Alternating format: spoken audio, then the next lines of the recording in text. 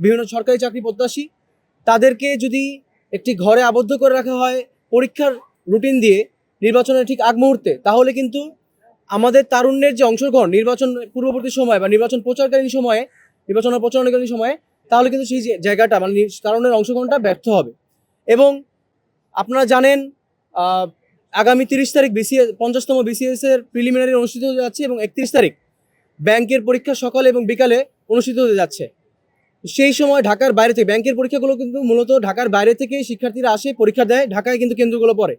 নির্বাচনে প্রচারণাকালীন সময়ে যে জনবহুল পরিস্থিতি সৃষ্টি হবে, যে সম্মেলনগুলো হবে বা নির্বাচনে যেরকম পরিস্থিতি দেখে আমরা অভ্যস্ত, যেহেতু এখানে প্রায় সবগুলো দলই কিন্তু এখানে অংশগ্রহণ করছে, একটি বড় ধরনের ক্রাউড সৃষ্টি হতে পারে, যাতায়াতের সমস্যা হতে পারে, নানা রকম অস্থিতিশীল পরিবেশও সৃষ্টি হতে পারে।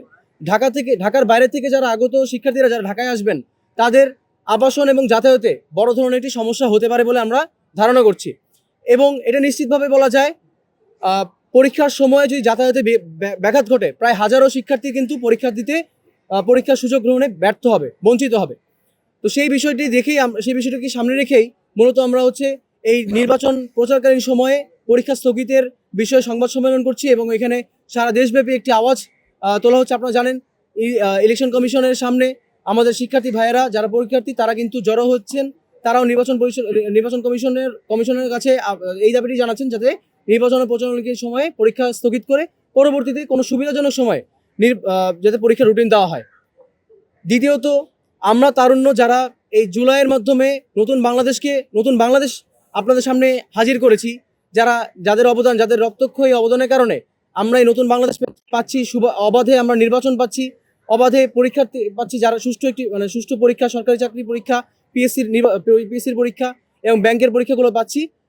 আমাদের যদি এই অংশগ্রহণ এই নির্বাচন প্রচারণাকালীন সময় না থাকে বা ক্যাম্পেইনে না থাকে, গণভোটের পক্ষে না থাকে, তাহলে আসলে নির্বাচন কতটুকু সার্থক হবে এই বিষয়ে আমরা সন্দিহান।